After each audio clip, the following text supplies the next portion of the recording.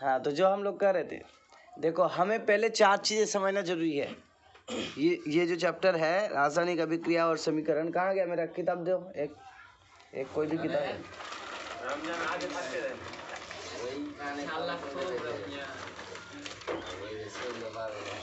रासायनिक अभिक्रिया एवं समीकरण, ये जो चैप्टर है, ये चैप्टर हम लोग शुरू करेंगे। कुछ भी इसमें करेंगे उससे पहले हमें 4 चीज़ें, 4 परिभाषा जानना जरूरी है। एक हो गया रासायनिक अभिक्रिया किसे कहते हैं, हाँ। एक हो गया रासायनिक समीकरण किसे कहते हैं, और हो गया कि अभिकारक किसे कहते हैं। समीकरण के 2 पार्ट होते हैं, रासायनिक समीकरण के 2 पार्ट होते हैं। बाईं तरफ को अभिकारक और दाईं तरफ को उत्पाद कहा जाता है। तो ये चीज़ें हमें क्लियर होना जरूरी है। अब हम लोग आगे बढ़ेंगे। तो अगर जिन लोगों को ये चीज़ क्लियर नहीं है, पहला वीडियो मेरा देख सकता है पार्ट 1 का, फिर वो क्लियर हो जाएंगे। तो आज हम लोग शुरू करेंगे। आज हम लोग जानेंगे संतुलित रासायनिक समीकरण किसे कहते हैं। क्या? संतुलित रासायनिक समीकरण। संतुलित शब्द पहले सुने होंगे तुम लोग। संतुलित, बताओ संतुलित मतलब समझते हो कुछ? संतुलित रासायनिक समीकरण, संतुलित, देखो तो मेरा राइटिंग दिख रहा है।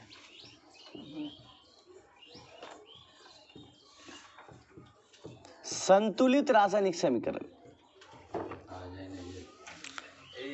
देखो रासायनिक समीकरण का मतलब है जब अभिक्रिया होता है, कोई परिवर्तन का घटना घटती है, रासायनिक परिवर्तन घटना, तो उसमें उस चीज को हम लोग संकेतों के माध्यम से लिखते हैं।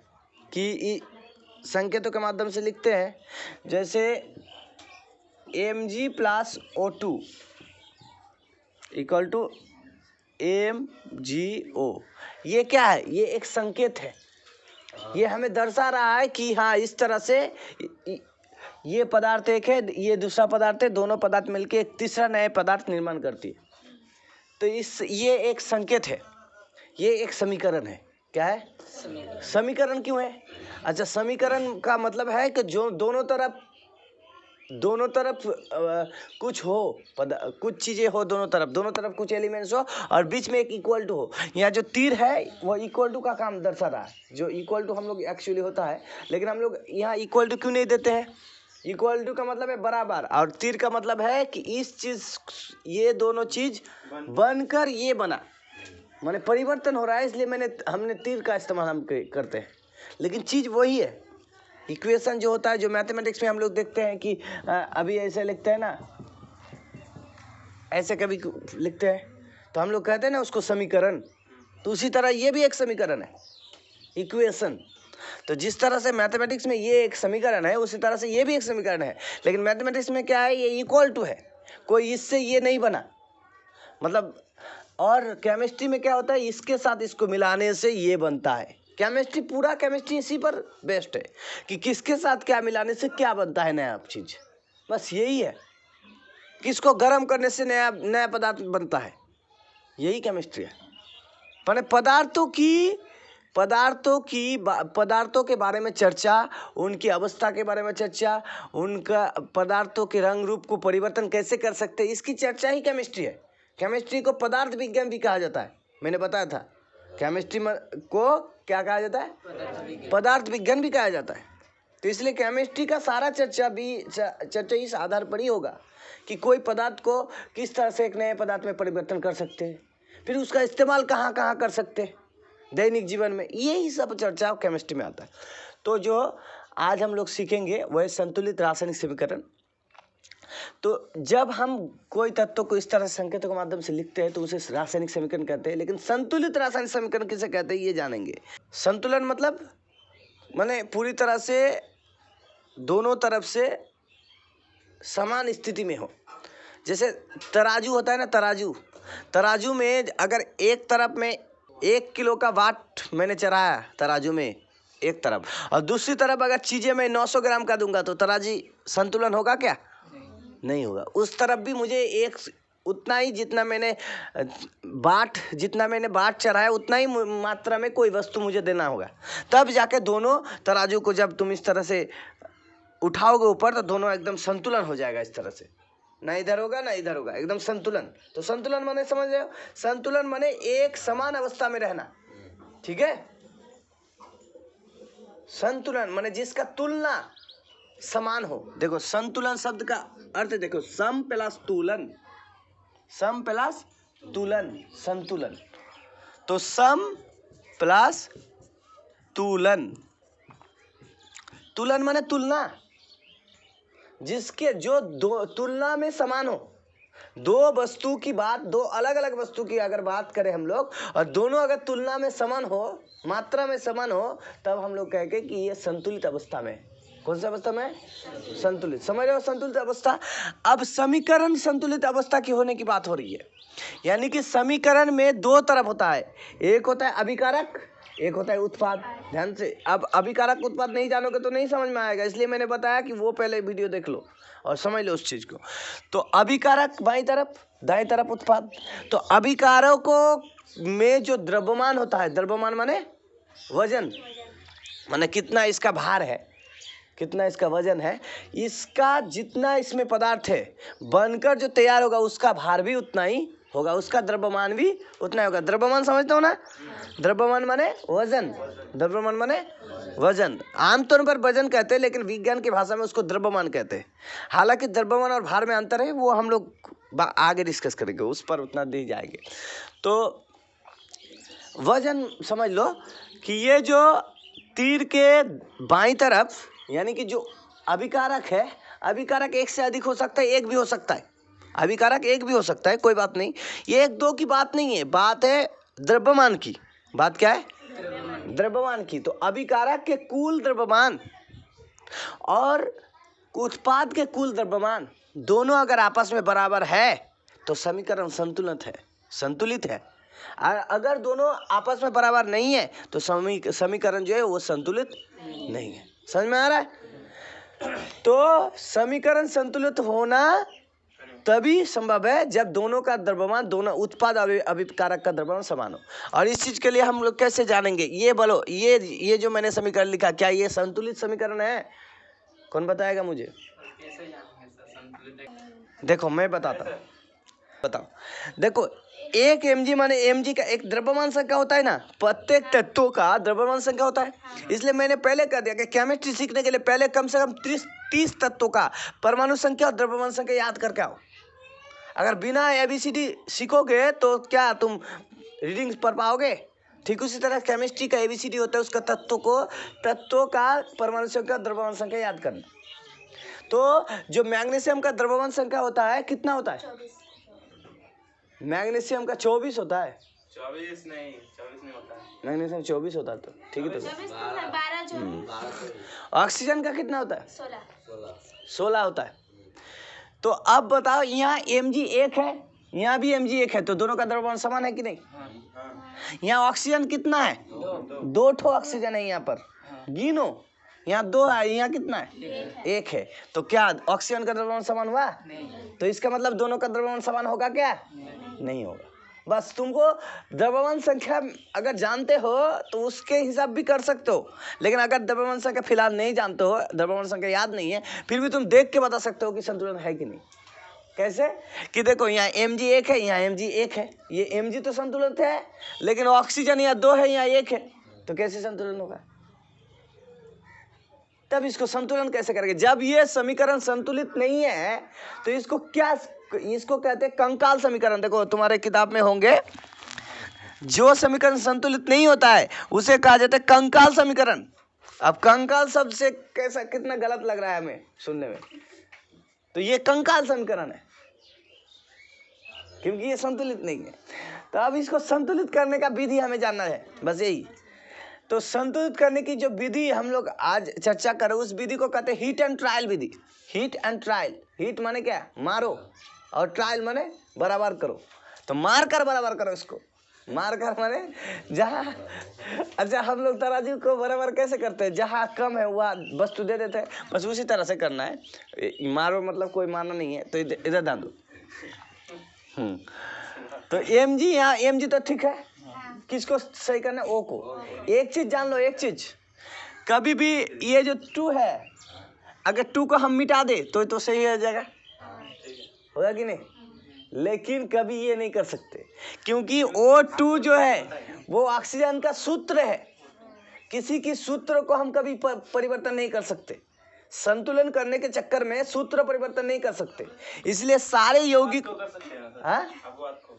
नहीं, किसी भी यौगिक अथवा तत्वों का, यौगिक अथवा कोई भी पदार्थ हो, उसके सूत्र को हम कभी भी नहीं बदल सकते। इसलिए मैंने कहा कि एक अध्याय में जितने भी अभी यौगिकों का सूत्र है उसको याद करो। मैंने बोला कि उसको लिखो, उसको लिख के सारे सूत्र को याद करो, क्योंकि सूत्र अगर नहीं जानोगे, क्लास 9th में सिखाया गया कि किस तरह से सूत्र बनते हैं, लेकिन अभी अगर तुम पूरी तरह से सीखे भी नहीं हो सूत्र, तो सूत्र को याद कर लो कि ऑक्सीजन का सूत्र O2 होता है।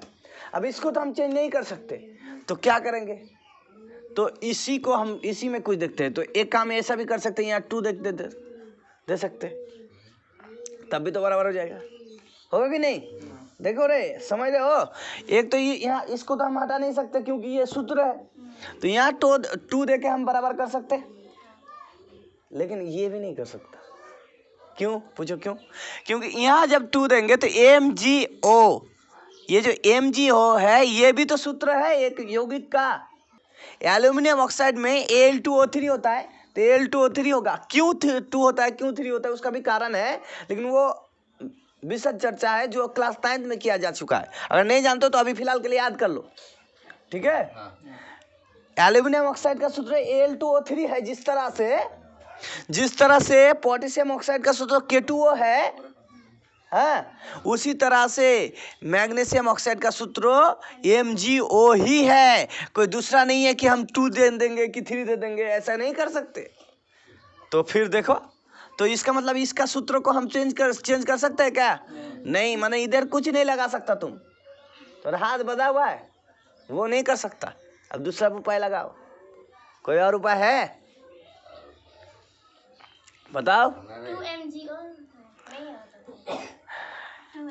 एक ही उपाय है कि इधर बदलने से, इधर नंबर देने से सूत्र बदल जाएगा, इधर नंबर मिटाने से भी सूत्र बदल जाएगा। तो एक ही उपाय है, हम नंबर जो है इधर देंगे, यहाँ नंबर देने का मतलब है हम सूत्र नहीं बदल रहे। यहाँ जब नंबर दे रहे हैं तो इसका मतलब हम उस चीज को डबल कर रहे हैं। तो भी तो नहीं होगा सर। अब देखो, सोचो, हाँ राइट, तो भी तो नहीं हुआ, Mg डबल हो गया। अब यहाँ जब 2 दे रहे हैं, यहाँ पर जब 2 दे रहे हैं तो हर यौगिक में जितने तत्व है, उस यौगिक में जितने तत्व सबका डबल हो जाएगा। यहाँ अगर 3 देते हैं तो सबका 3 गुना हो जाएगा, यहाँ अगर 4 देते हैं तो सबका 4 गुना हो जाएगा। समझ रहे हो मेरी बात? यहाँ जो देंगे उतना गुण बढ़ जाएगा।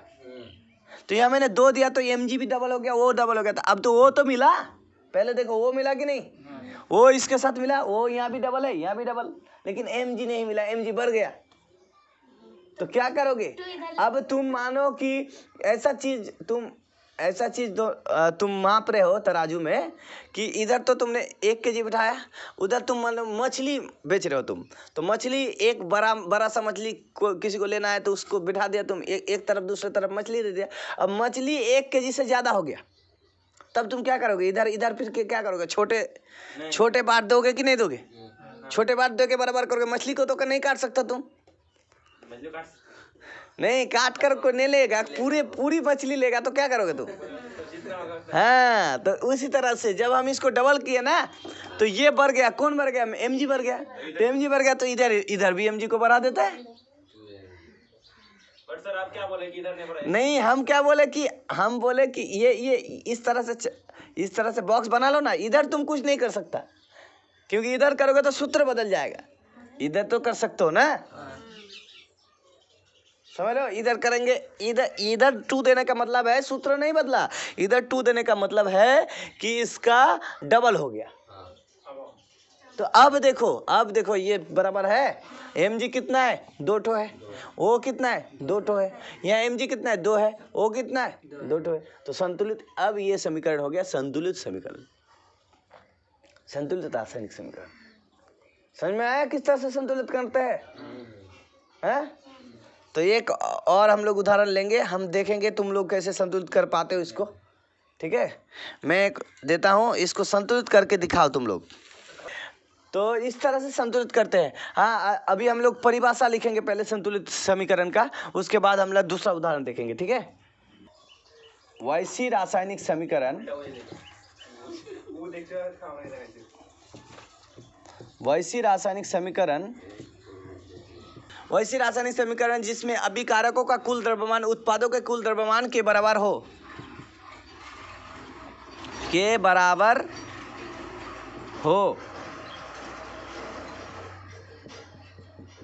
उसे संतुलित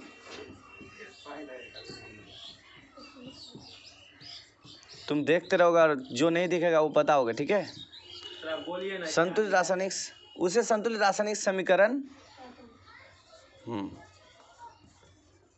अच्छा, सिर्फ बोलने से नहीं होगा, क्योंकि जो दिखेगा वीडियो में उसको वो अगर बोल के नहीं लिखेगा तो वीडियो पॉज करके भी लिख सकता है ना। तो आप लोग वीडियो पॉज करके इसको लिख सकते हैं। ये समीकरण, हाँ।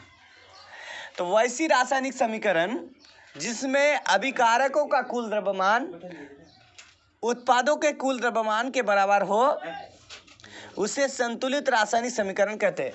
यानी कि अभिकारक समझ लो, बाईं तरफ, तीर के बाईं तरफ जो भी पदार्थ है उसका द्रव्यमान, और दाईं तरफ जो भी पदार्थ बनेगा उसका द्रव्यमान, दोनों का अगर समान हो आपस में तो उसे संतुलित रासायनिक समीकरण कहेंगे। जैसे जिसका उदाहरण हम लिख सकते हैं, वही उदाहरण जो हमने किया, 2mg plus O2 equal to 2mgO। समझ में आ गया कि संतुलित रासायनिक समीकरण किसे कहते हैं? बोलो अमित।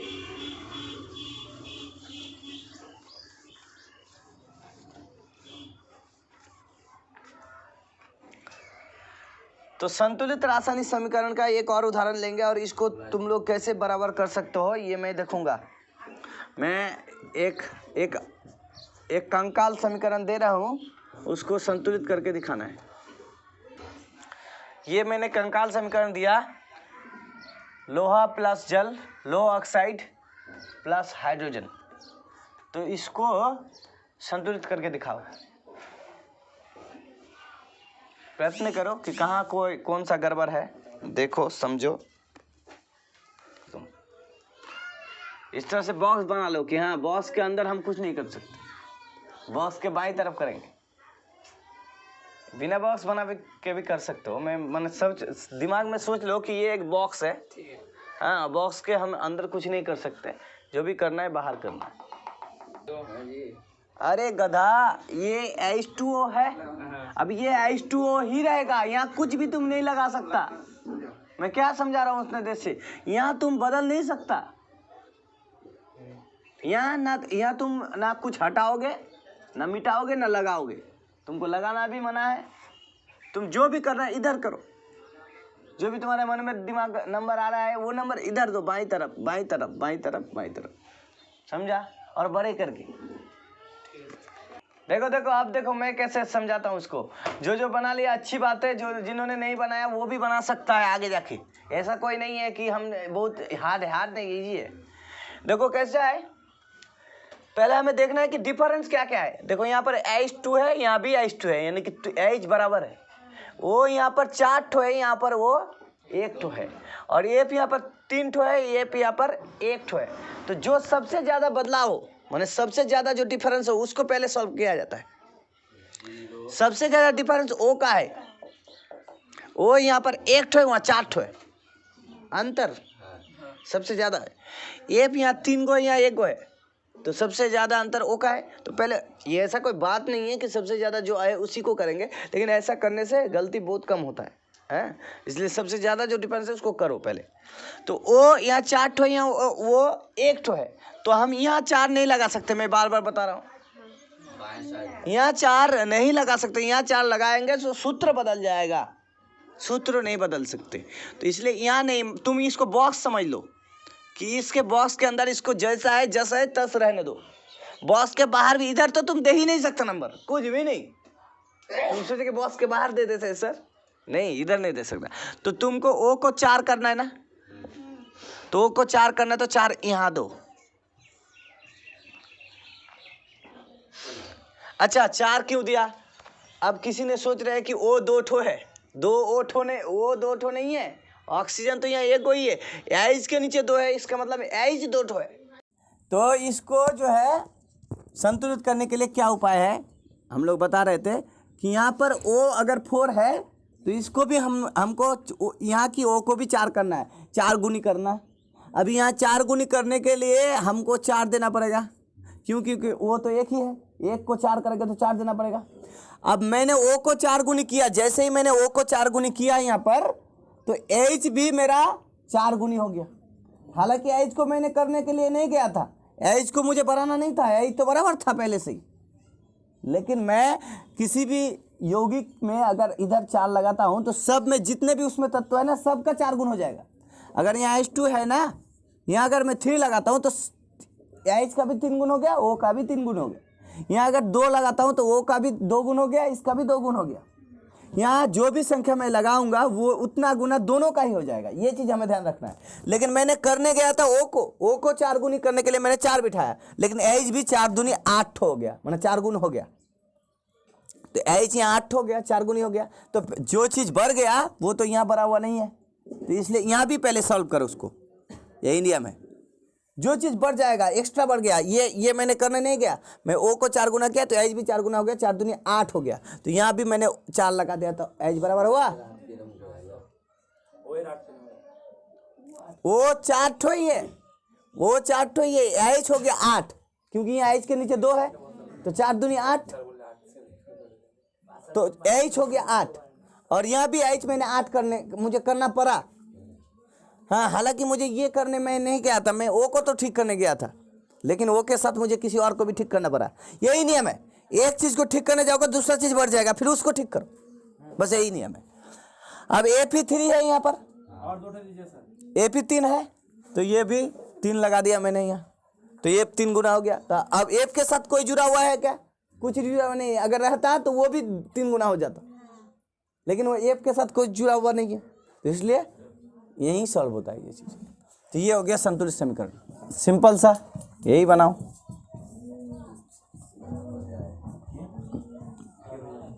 बनाओ।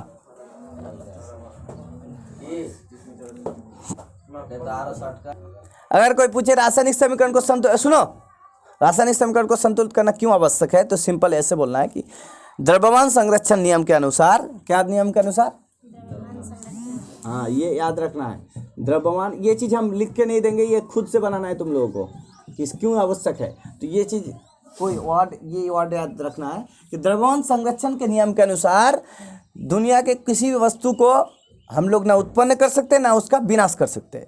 इसका मतलब है कि हम सिर्फ रूपांतरण कर सकते हैं, यानी कि उसको बदल सकते हैं एक रूप से दूसरे रूप में।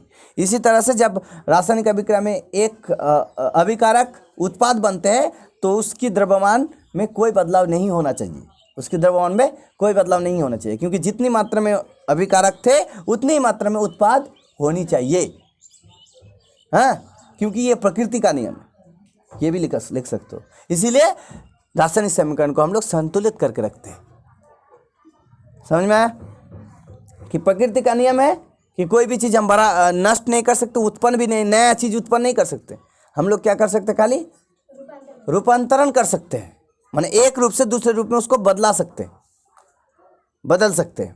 इसीलिए हम लोग प्रकृति के नियम के अनुसार अभिकारक जितना होना है उतना ही उत्पाद होगा, नहीं जितनी चीनी है उतनी मीठी होगी, तो जितना तो अभिकारक है उतना ही उत्पाद होगा। उस हिसाब से हम लोग संतुलित करना आवश्यक हो जाता है। समझ में आया? तो ये हो गया। अब हम लोग आगे सीखेंगे, तो अब हम लोग पढ़ेंगे रासायनिक अभिक्रियाओं के प्रकार, माने डिफरेंस, माने रासायनिक अभिक्रिया जो होता है ना वो कितने प्रकार के रासायनिक अभिक्रिया होता है ये पढ़ेंगे हम लोग। समझ में आ रहा है क्या पढ़ेंगे? माने रासायनिक अभिक्रिया तो हम लोग पढ़ लिए, अब कितने प्रकार के रासायनिक अभिक्रिया होते हैं, होते तो बहुत है, लेकिन कुछ प्रकार कुछ प्रकार के रासायनिक अभिक्रिया तुम्हारे किताब में दिए गए हैं, माने 10th लेवल तक। तो वो चीज़ हम लोग जानेंगे कि कितने प्रकार के रासायनिक अभिक्रिया होते हैं, किस तरह तरह के रासायनिक अभिक्रिया होते हैं। देखो कुछ प्रकार क्या क्या है, एक है संयोजन रासायनिक अभिक्रिया, दूसरा है वियोजन,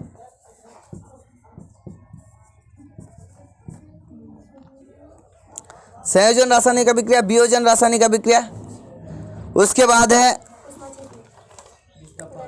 ऊष्माक्षेपी रासायनिक अभिक्रिया, ऊष्माशोषी रासायनिक अभिक्रिया, विस्थापन अभिक्रिया, द्विविस्थापन अभिक्रिया, तो उसके बाद रेडॉक्स अभिक्रिया, अपचयन अभिक्रिया, उपचयन अभिक्रिया।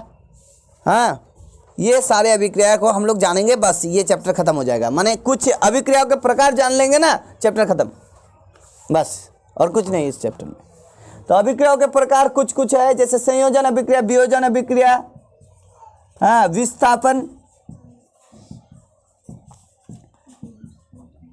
द्विविस्थापन,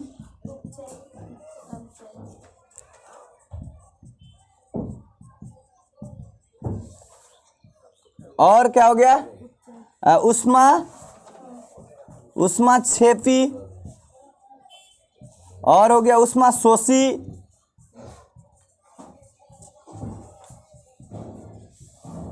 ठीक है, ऊष्माक्षेपी, ऊष्माशोषी। उसके बाद हो गया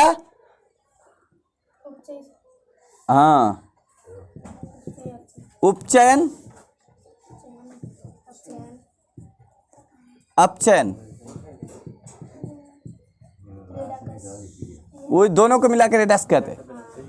बस इतना ही। तो 1 2 3 4 5 6 7 8 इतना ही तुम्हारे किताब में दिया गया है क्लास 10th लेवल पर। हमें इतना जानना है, आगे और होता है जो क्लास 11 12 में जाके साइंस में जानना है हमें। तो अभी फिलहाल के लिए हमें ये समीकरण किस तरह के समीकरण होते हैं इसको हमें जानना है, ठीक है।